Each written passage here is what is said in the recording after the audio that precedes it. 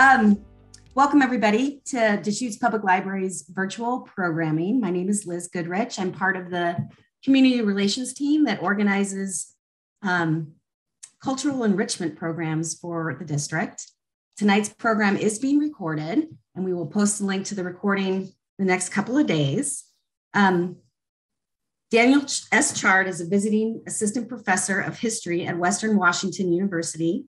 He co-edited Science for the People, Documents from America's Movement of Radical Scientists, and is the author of Nixon's War at Home, the FBI, Leftist Guerrillas, and the Origins of Counterterrorism.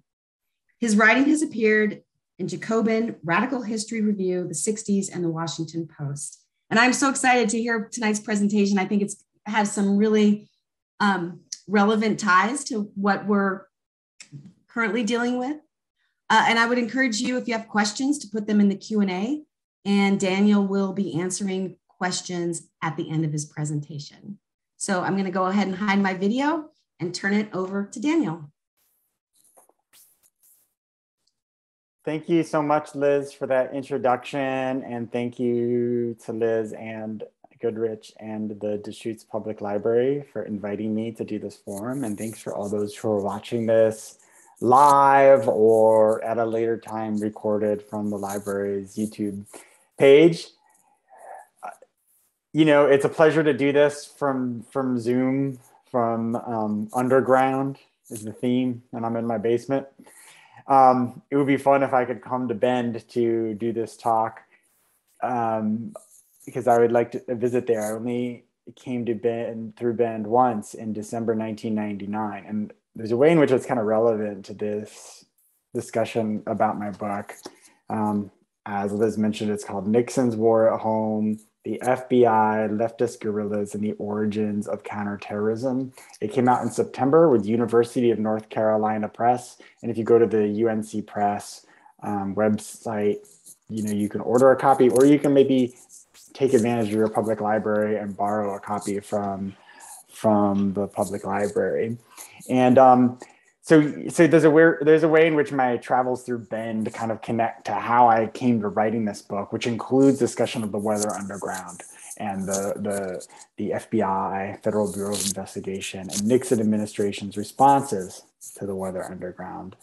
But I came through Bend with two of my friends in December 1999. It was after the Battle of Seattle, when protesters shut down the World Trade Organization meeting in Seattle in November 1999. And I had been a student at Southern Connecticut State University in New Haven, Connecticut, and had been really inspired by those protests. I had been involved in the environmental movement and the animal rights movement and the movement to free Mumia Abu-Jamal, who is a former Black Panther incarcerated in Pennsylvania. He's still incarcerated, though no longer on death row.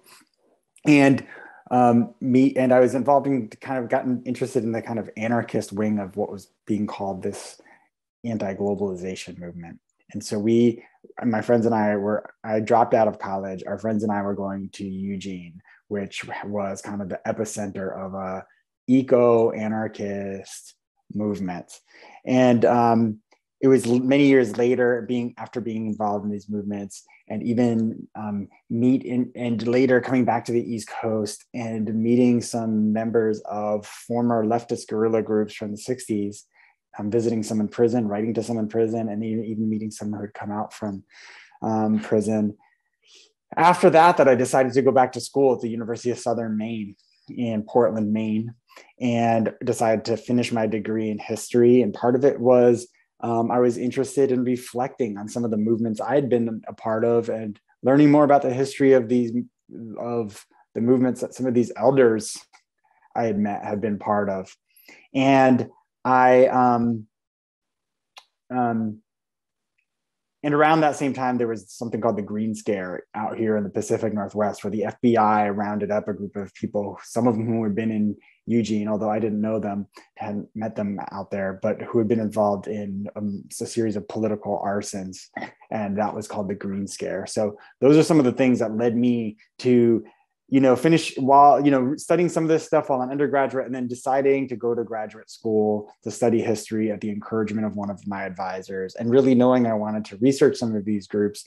And one of the questions I had was, I realized that there already been some of members of the Weather Underground and other groups started publishing memoirs. So, for those who want to learn more about the Weather Underground and just their experiences and why they did what they did, I'll talk a little bit about it. But, Bill Ayers has written a memoir, Mark Rudd, Kathy Wilkerson, Jonathan Lerner have all put out memoirs. David Gilbert has put out memoirs. And there's a film that came out in 2008, a documentary on the Weather Underground by Sam Green and Bill Siegel. I highly recommend it. You can check it out.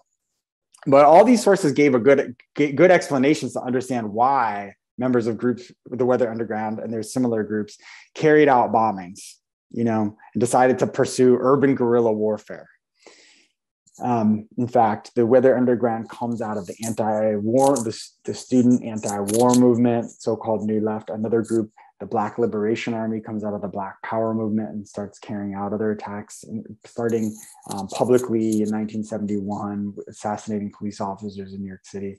Groups like the Weather Underground carried out somewhere between 20 and 30 bombings, between 1970 and 1976. But in that period, other groups, there was a conservative estimate, 600 bombings to protest the war in Vietnam and racism in Black communities and against protesters.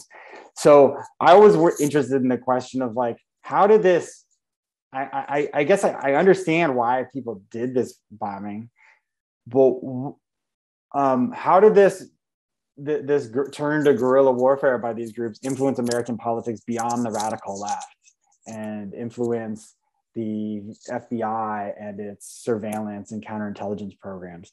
And so I started exploring these questions by researching FBI documents, some through various means, some that were on microfilm, some that were digitized and available online, others that I got through requests through the Freedom of Information Act. I also visited the Nixon Presidential Library, and then later the National Archives in College Park, Maryland.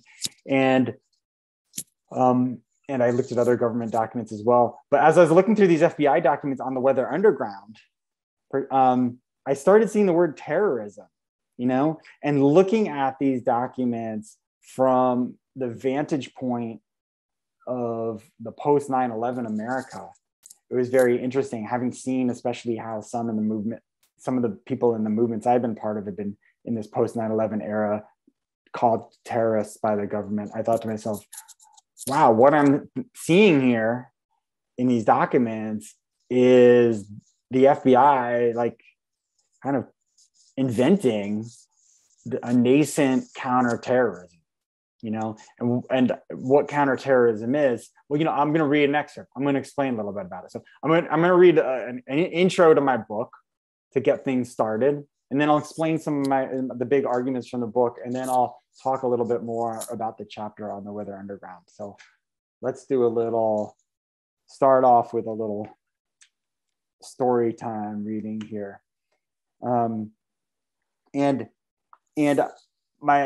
book starts, my introduction to my book, it's called The Making of American Counterterrorism, and it starts off with an epigraph, and it's a quote from William Dyson, who was an FBI special agent, who was one of the first to start investigating and spying, investigating the Weather Underground in Chicago, even when the members were still above ground and part of the Students for a Democratic Society anti-war movement in Chicago in 1969. And he later, continues this investigation and later becomes a leading kind of expert in domestic counterterrorism, and, even authors a textbook on counterterrorism. So in this quote at the beginning, that is from an oral history interview that was conducted by the organization of former special agents of the FBI. They did a series of oral history interviews with special agents with a focus on counterterrorism. So in this oral history interview, he says, these people are called what? These people who are doing these bombings on campuses, these anti-Vietnam War people that are trying to overthrow our government and get rid of the capitalist system, they're called, well, militants, revolutionaries, radicals, commies, pinkos, weirdos, beatniks. I mean, there's all sorts of terms. In the early 1970s, the word terrorism creeps into our vocabulary. All of a sudden, these people are all sort of lumped into the word terrorism. So that's the quote at the beginning, my epigraph, and then I'll read from what I wrote in my introduction. Insurgent violence carried out by rebels with political grievances against state authorities has come and gone throughout history. But in the late 20th century, it transformed into something new. It was not until the 1970s that police agencies and state officials began to explicitly frame some forms of insurgent violence, particularly bombing, airplane hijacking, and hostage taking, as something called terrorism. As leftist guerrilla insurgents raged in the United States and throughout the globe, police investigators, state officials, and policy experts invented the modern concept of terrorism as a problem distinct from other forms of violence, criminality, and political activity. Transforming insurgent violence into terrorism amounted to more than just giving a new name to an old tactic. The concept of terrorism enabled US state officials such as the Federal Bureau of Investigation, FBI Director J. Edgar Hoover, and President Richard M. Nixon to revive and legitimize intrusive mass surveillance tactics previously used against communists. Framing insurgent violence as terrorism also helped authorities develop new strategies, institutions, and policies to counter what they defined as a distinct urgent threat to US national security. By the late 1970s, such state efforts had a name of their own: counterterrorism. The term refers to active police operations designed to preempt terrorism, that is, detect violent attacks and to stop them before they happen. Such operations are sometimes contrasted with defensive anti-terrorism measures intended to identify terrorists at borders, ports, and airports. In addition to obtaining intelligence that can give officials advance warning of terrorist attacks, counterterrorism operatives seek to neutralize organizations' capacity to engage in political violence and ultimately to destroy them altogether. Preemption was and is central to counterterrorism. Those who lived through the 9/11 attacks and the presidency of George W. Bush may recall that preemption was the underlying principle of the Bush Doctrine used to justify America's 2003 military invasion of Iraq. Preemption was also the goal behind the mass electronic surveillance established by the National Security Agency and other US intelligence agencies after passage of the Patriot Act in 2001. Today, counterterrorism is a major industry, with counterterrorism units embedded in more than 1,000 federal government organizations, as well as in state and municipal police departments and roughly 2,000 private corporations.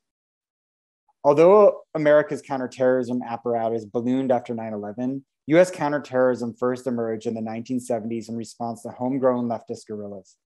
Its development was deeply influenced by the Weather Underground and the Black Liberation Army, clandestine armed organizations that splintered off from the New Left and the Black Power movement, respectively, of the late 1960s and early 1970s.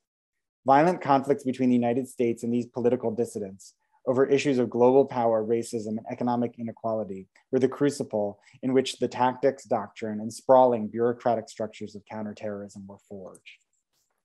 All right, so that's my introduction.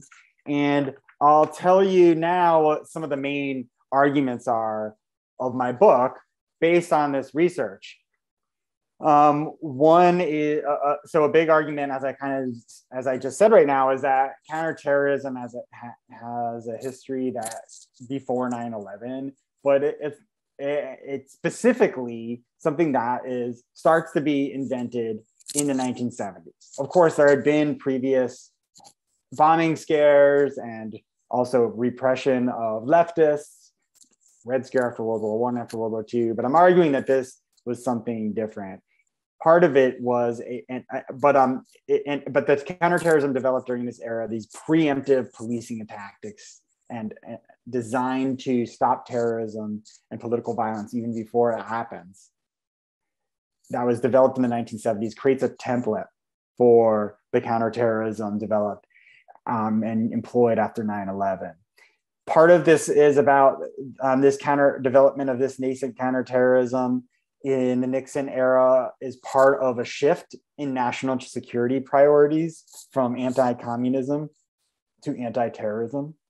It also involves the FBI reviving illegal surveillance tactics that it had used widely against the Communist Party and others on the left in the 1950s during the post-World War II Red Scare, popularly known as the McCarthy era.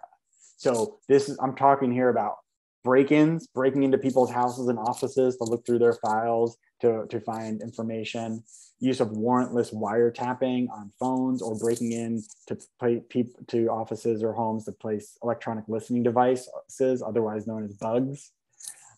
Use of mail surveillance, mail opening, mail tracking, use of informants using teenagers, people between 18 and 21 as informants. Those are all widely used during the 50s and early 60s to go after the Communist Party mostly, but they're actually banned by J. Edgar Hoover, the notorious FBI director, during the mid-1960s.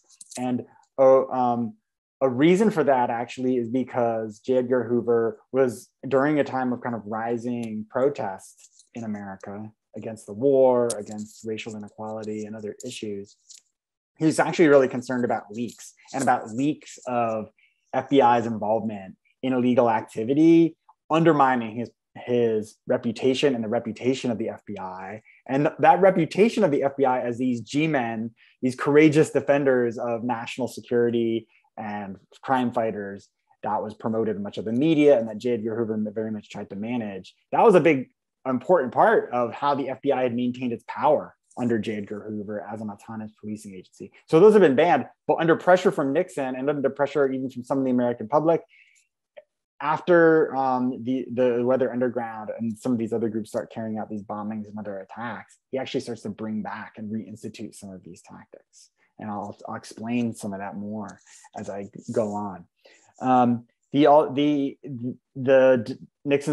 Nixon's war at home, the FBI also starts to develop new policing tactics, including the FBI's first use of undercover agents, development of new interagency task forces with other police agencies designed to combat what they call terrorism, but carried out by underground clandestine leftist groups, and developing contingency plans for hostage situations. Those are some of the examples. There's also another tactics that's developed is mass surveillance of political and racialized suspect communities. So, expanding surveillance, efforts to expand surveillance across the entire anti-war movement, across entire Black Power movement on college campuses in an effort to preempt guerrilla violence. Another big argument that I'm making is that the development of counterterrorism is not just neutral policing, as some leaders of intelligence agencies would like to say it was, that it was always political and developing in a particular political context.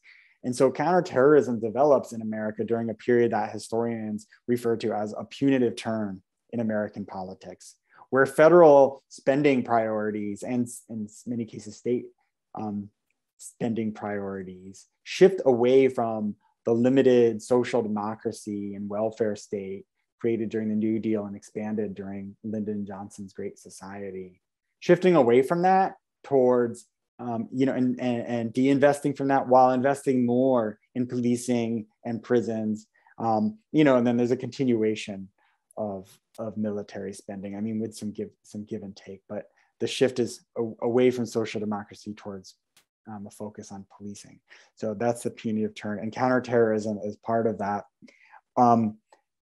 Also, while counterterrorism is being developed, underlying causes of the violence, including the state violence that the leftist guerrillas are responding to, the war in Vietnam, and which is part of broader American imperialism and intervention overseas, and racist police violence or political police violence, that is not addressed. Those underlying problems remain. So another thing is that there's that much of the counterterrorism operations are limited in their effectiveness and sometimes even counterproductive and have unintended consequences. So that brings me to the second like kind of big argument of the book. One is about the origins of counterterrorism. The other one is a story about the origins of Watergate, the Watergate scandal, which, you know, until recently was the largest political scandal in American history and brought down the presidency of Richard Nixon.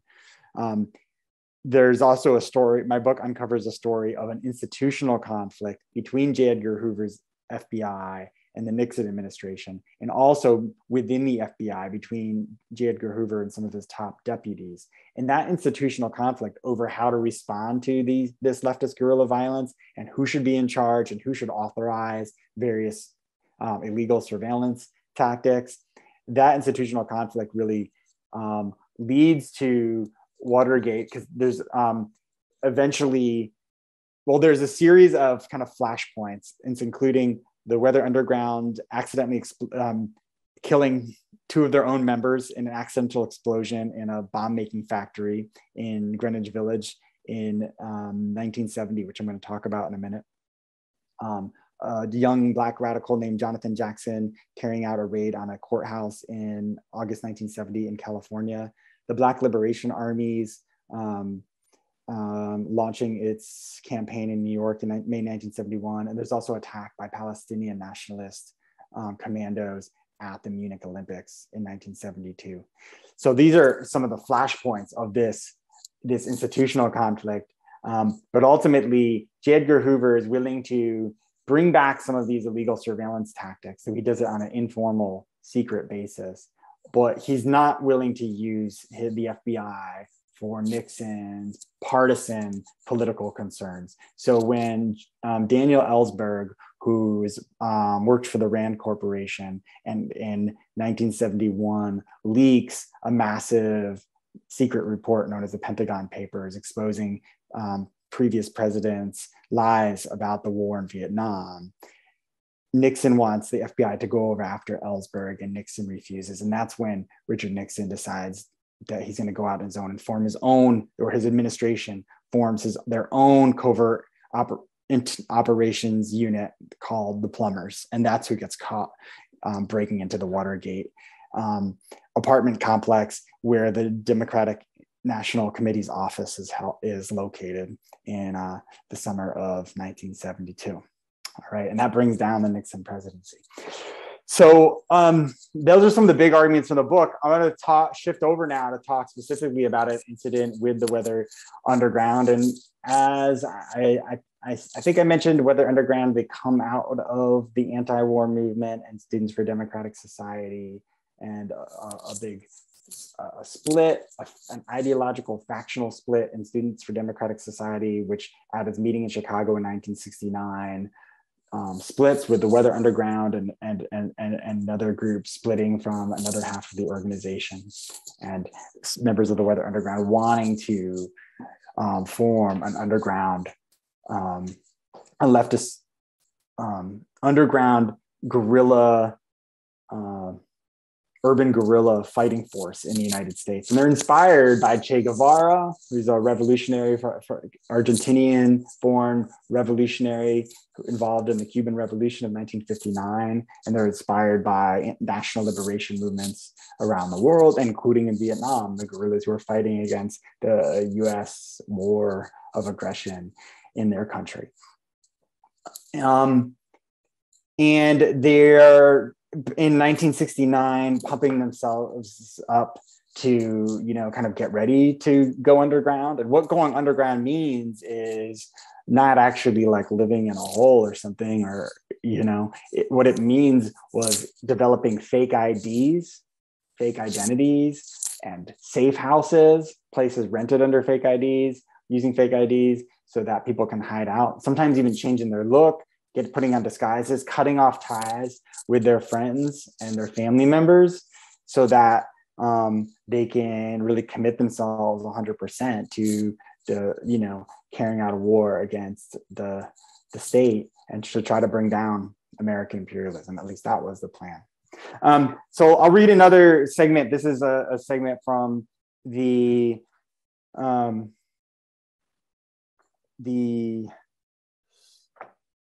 my fourth chapter, the Houston Plan. I should say two other big things about the origins of counterterrorism that I forgot to mention is that in this period, the United States creates its first institutions explicitly dedicated to counterterrorism. The first one that sticks is in 1972 after the attack of the Munich Olympics. It's called the Cabinet Committee to Combat Terrorism. And it's very limited in its power. And I can talk about it more in the Q&A if you're interested. The first effort is called the Houston Plan. And that's the chapter I'm reading for is called the Houston Plan. But that one doesn't last. I'll explain, and it did have a lot broader implications in terms of power, but it doesn't last for reasons that I'll explain. But I'll start off by reading the introduction and we'll talk about it a little bit more, and then we'll do Q&A pretty soon too. So the FBI's war with leftist radicals had been underway only a couple of years when 23-year-old Terry Robbins' fatal mistake changed everything. On the morning of March 6, 1970, Robbins was in the basement of an upscale townhouse in New York City's Greenwich Village. Weatherwoman Kathy Wilkerson's father and stepmother owned the house, but they were away on vacation. In their absence, Wilkerson, Robbins, and other former SDS members had temporarily taken over the place as a staging ground for a guerrilla attack. The basement was their bomb-making laboratory. The New York Weathermen Collective was planning a spectacular act of political violence. The goal was to set off homemade anti-personnel nail bombs in a ballroom on New Jersey's Fort Dix Army base during a dance for non-commissioned officers. Far from avoiding casualties, Weatherman hoped to blow up as many Army men as possible, along with wives, girlfriends, and anyone else in the vicinity. The self-made guerrillas intended to deliver on their promise to bring the war home. Americans, Weathermen hoped, would finally get a taste of the violence their government inflicted daily on the people of Vietnam. But Robbins' mistake stopped the deadly plan in its tracks. While preparing the bombs, he crossed live wires. A series of thunderous explosions leveled the townhouse within an instant. The blast killed Robbins and fellow weather people Diana Oughton and Ted Gold, mangling their bodies beyond recognition. It could have been much worse. More than 80 sticks of dynamite stored within the house failed to detonate, thereby saving their surrounding city block from destruction and sparing the lives of Kathy Wilkerson and her comrade Kathy Bodine. Escaping the wreckage, the pair briefly sought shelter in the home of a neighbor before disappearing into Weatherman's nascent revolutionary underground. The townhouse explosion deeply traumatized Weatherman. Within a few months, the organization's leadership would decide to forego murder as a political tactic and reorient their organization towards symbolic bombings of empty buildings. To White House and FBI officials, completely unaware of this course correction, the blast demonstrated that Weatherman was serious about forming the country's first clandestine revolutionary urban guerrilla organization. The explosion vindicated their worst fears that the group posed a genuine threat to American lives.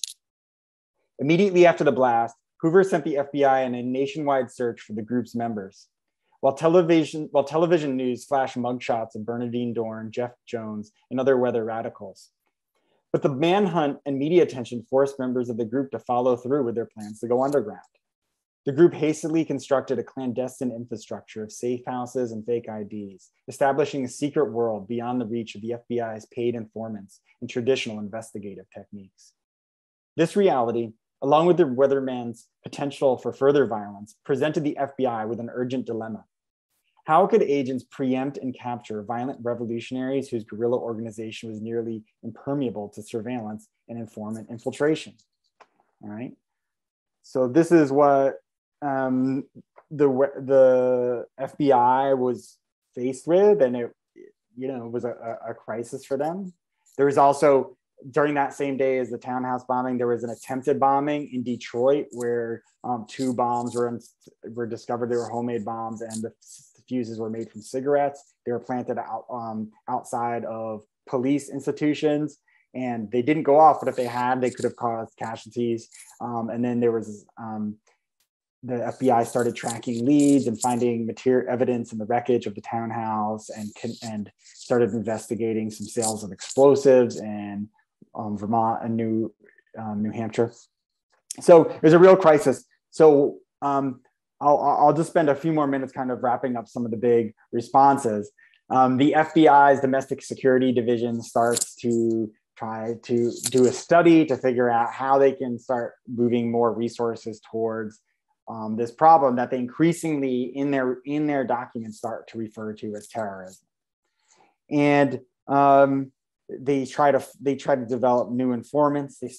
They develop a series of special weatherman squads in FBI offices across the country. There's a series of other tactics that they start to develop and experiment with in their investigations. But what I want to talk about is how this, real briefly to finish off this presentation, is how this explosion and the crisis around it and the fear of further violence prompts the FBI, the Nixon administration, to try to institute this new federal institution dedicated to combating what it calls terrorism. And it's called the Houston Plan. And it's named after Tom Houston, a young aide to Nixon, who actually came out of the conservative movement. He had been the president of Young Americans for Freedom.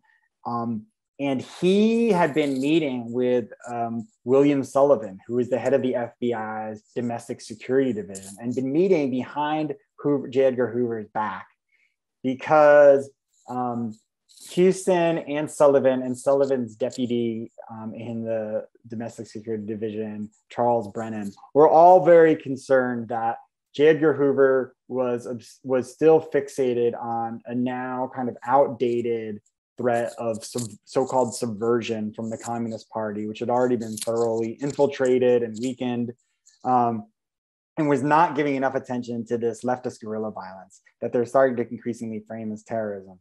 And so the Greenwich Village townhouse explosion creates the political climate where Tom Houston and it feels ready to move forward with his plans to get the Nixon administration's attention to move forward with a new proposal. And Houston's proposal, what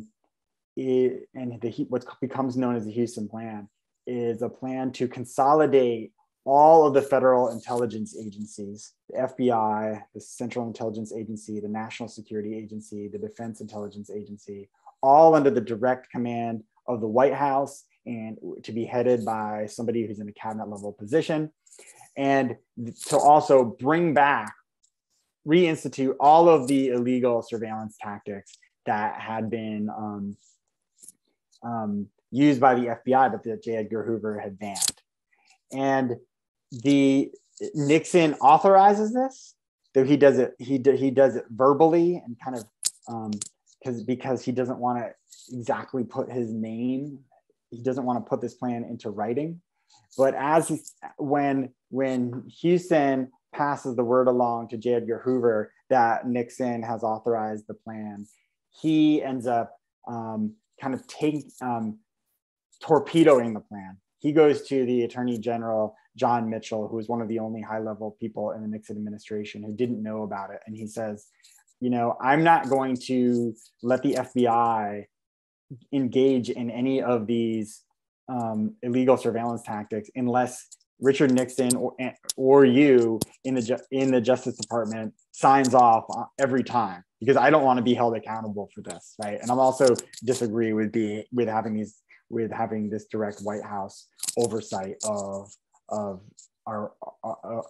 the FBI. And Mitchell goes to Nixon and convinces Nixon that this is going to be more trouble than it's worth, and the potential for a leak of this new plan with Nixon's signature on it is a political liability. And so this bureaucratic conflict by Hoover and this jurisdictional turf war leads to the plan being tanked. And that is really a first flare up in this bureaucratic conflict I mentioned that sets the White House on the path to Watergate. It also, though, the pressure from Nixon, though, makes J. Edgar Hoover decide that he's going to start to reauthorize some of these illegal surveillance activities, and especially starts doing it in New York, but it's all on an unofficial basis. And he kind of gives this kind of wink and nod authorization to local FBI offices and starts putting pressure just through verbal channels to start to renew these activities. But that puts a lot of pressure on FBI agents because they're worried that the FBI is not going to have their back if they get caught. But I discuss how that gets resolved later. But I'm going to stop there in terms of my presentation, and I'll take questions from the audience. Or take questions from Liz. Liz can facilitate, and we'll take it from here. But thank you for listening. Yeah, thank you. Super interesting, because I think, the echoes of the past speak to our present. And I'm really curious, a couple of things. This is more of a psychology question rather than a history question. Mm-hmm. I'm really curious as to what you found in your research that makes people turn to violence to advance their cause? Yeah, that's a great question. And, I teach a class here at Western Washington, well, not here, but in Bellingham at Western Washington University, that's on the United States and international terrorism. And we look at that question, and we look at that question from people from a variety of different political backgrounds. In the case, and part of, there are sometimes comparisons that can be made between different people in different contexts, but you also have to look at the specific historical context and the specific context of certain groups of people. With the Weather Underground, as I mentioned, there was this context of national liberation movements and anti-colonialism and the violent resistance to the U.S. invasion of Vietnam and the backing up of the puppet regime dictatorship in South Vietnam that did not have the popular support of the people in the countryside and ruled through repressive means. So that partly inspired it. People had been involved in nonviolent protests and all kinds of the normal channels of trying to create change in a democracy, and it's seen it not only it not working, but that war actually escalating, especially after Nixon's elected.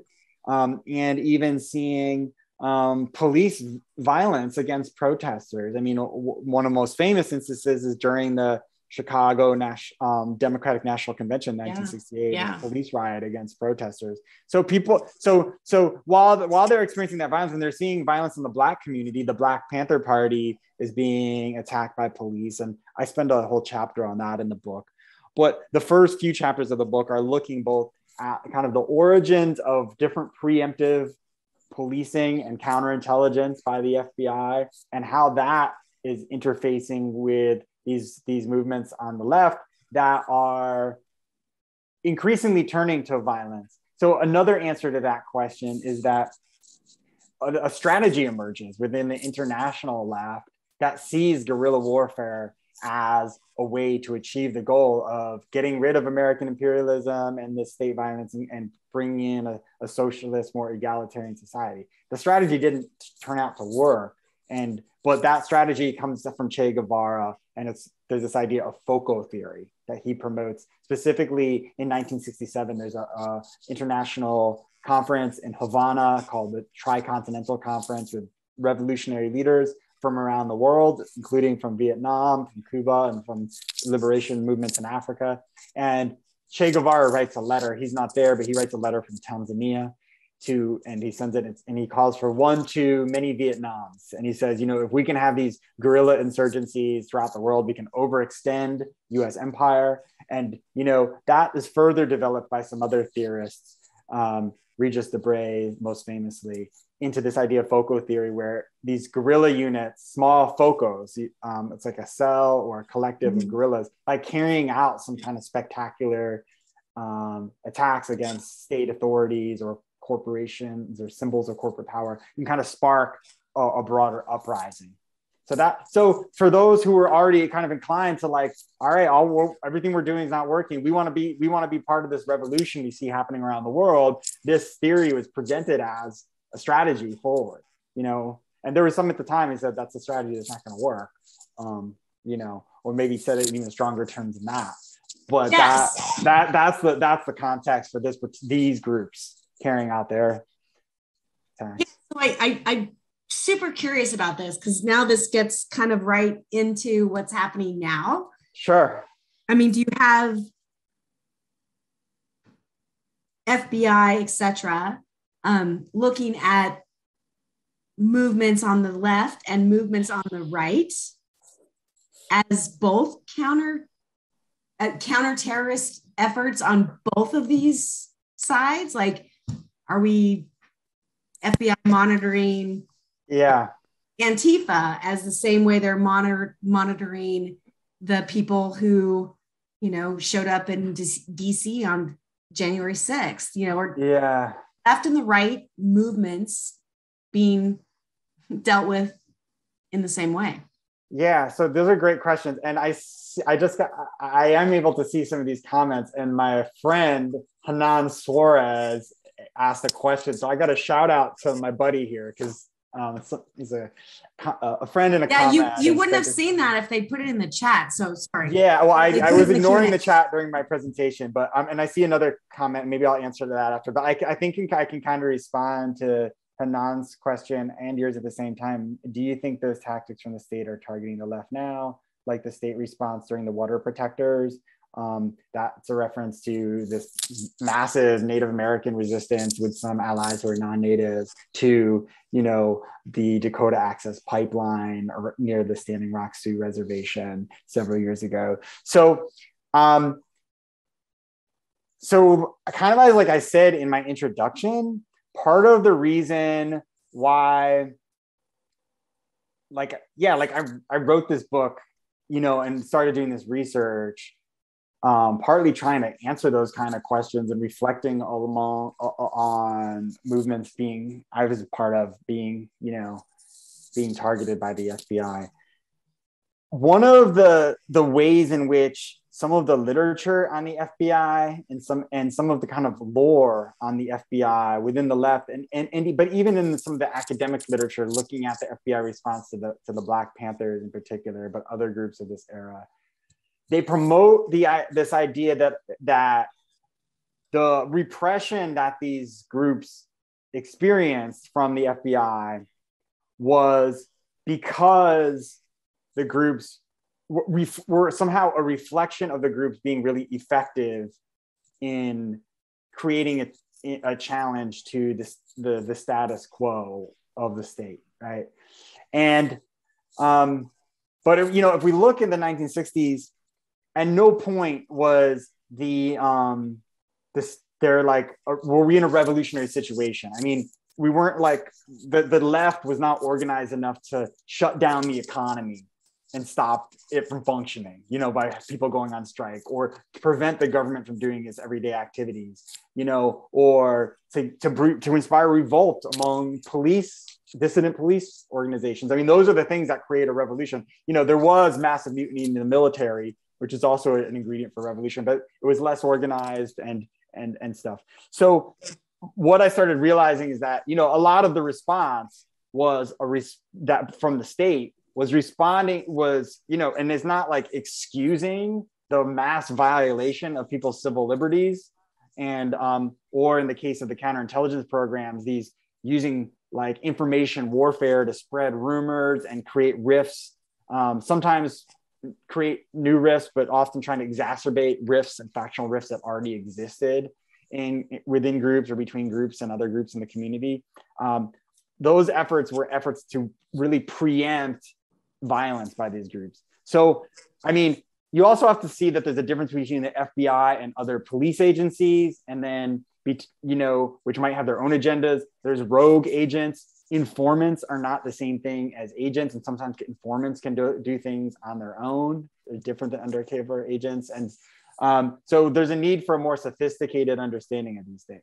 Another thing to speak to your question is that historically, like I said, counterterrorism is political. It has gone after leftists, and then particularly like Arabs.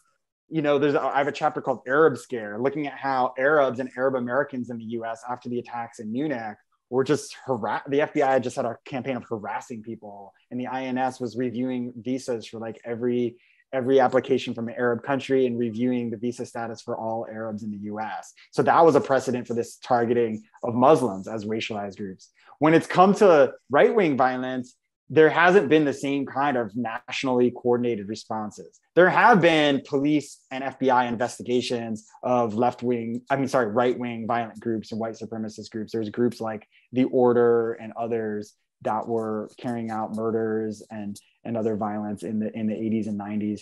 And then of course you have the Oklahoma City bombing, right, in 1995, which kills over 100 people. It was considered, before 9/11, the worst terrorist attack in the US. But after that, Timothy McVeigh is tried. He's kind of seen as a lone wolf, even though he was part of this network of right-wing militias and white supremacist groups and sold their literature and hung out with many of them. But, the response, some people thought initially the reports after Oklahoma City was that it was Islamic extremists who had done it, and then they realized it wasn't, it was a white guy.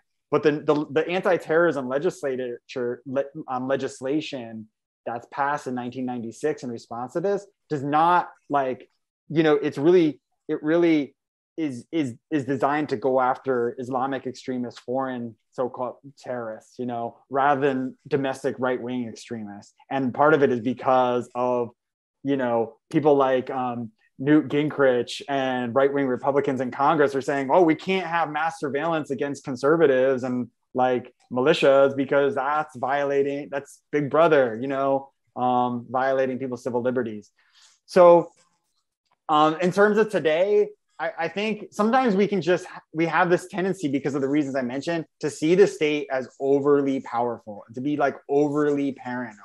And, I think I still think that the way to reduce violence in the world is by creating more justice and a world where people have basic needs like housing and food and, reducing police violence. So I think we need movements on the left to get that, and they need to be movements of regular people.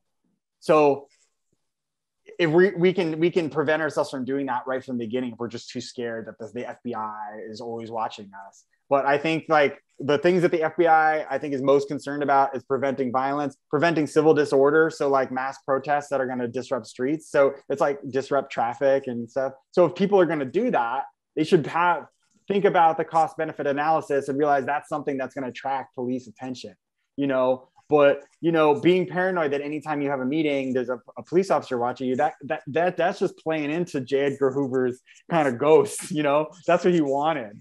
He didn't like leftists, he wanted people to always be scared. So in terms of the right, I think that it's interesting now to see how on the right, that they're some of the people who are really saying, they don't like the FBI nowadays. And the FBI is doing investigations of some of these,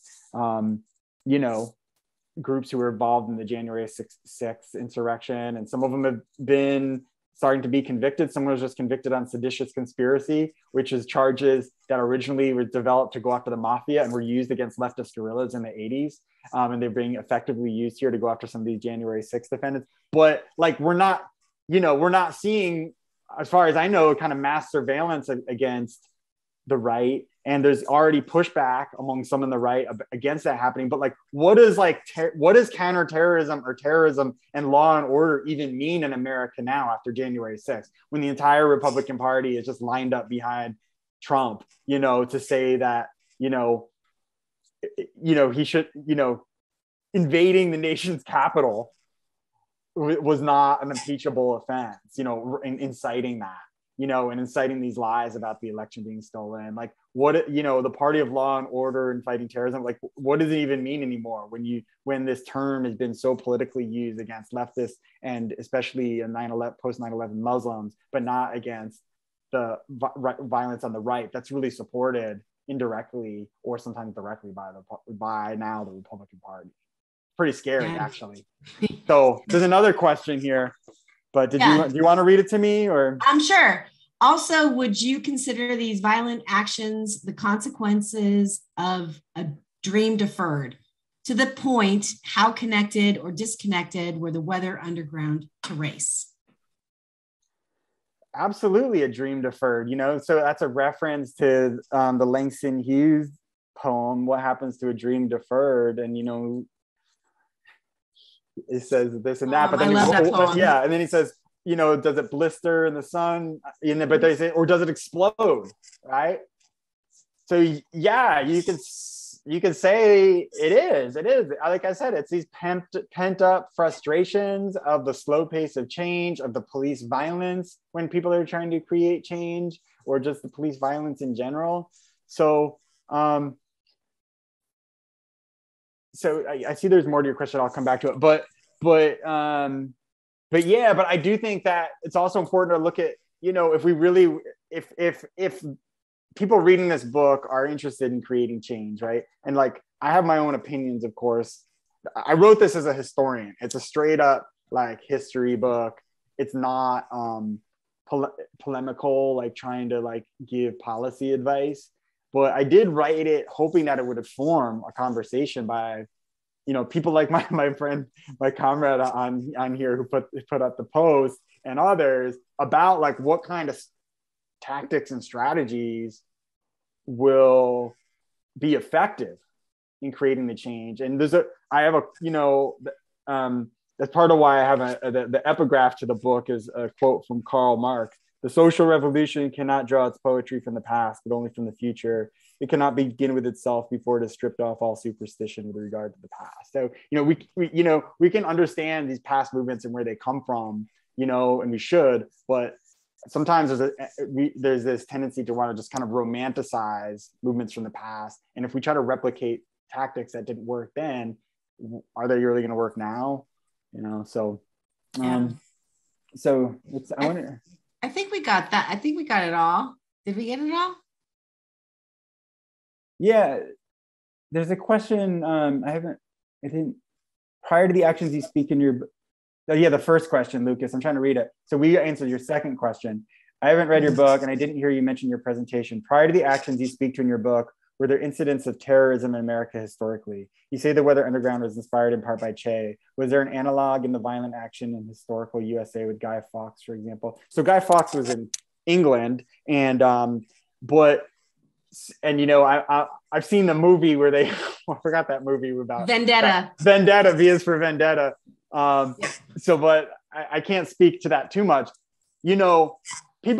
There's some who talk about the history of terrorism and will talk about other violent actors in the US, and including the Klan, right? Which, if you're going to use a definition of terrorism as the state uses it now, violence, none of the agencies can actually agree on a definition, but more or less they say it's violence carried out by non-state actors against civilians, usually with the intended to spread fear beyond just the target audience for a political agenda. So by that definition, of course, the Klan, with its violent murders, going from Reconstruction and through different waves, and then in backlash to the civil rights movement in the 60s, could be considered terrorism. And the FBI actually, was really effective in helping break up the Klan at the end of the 60s. But the FBI really ignored them until J. Edgar Hoover Lyndon Johnson got on the phone with J. Edgar Hoover and pressured him to go after the KKK during Freedom Summer in 1964, when three civil rights workers were murdered by the Klan. And that created a PR disaster for America and the Lyndon Johnson administration during the Cold War. But anyway, but they weren't really, that term terrorism really wasn't used in the public discourse to refer to that Klan violence. I mean, just using Klan, white supremacist violence was what was used. This term terrorism gets this new meaning really after, starting in response to these leftist guerrillas, and especially after the Munich attack.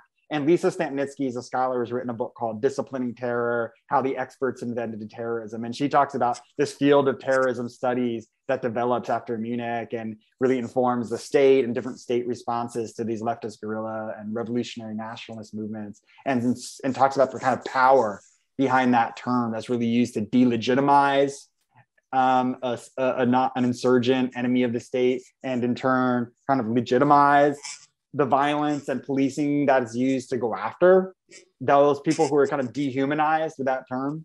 I talk, you know, and we're wrapping up, but in the book, I talk about how there's this example of L. Patrick Gray, the acting director of the FBI after J. Edgar Hoover, at this terrorism conference he has in Quantico at the FBI headquarters. And he talks about the terrorists are jungle killers. They're animals. We don't need to learn about where they come from and why they do what they do. You know, we don't want to know the answer to Liz's question.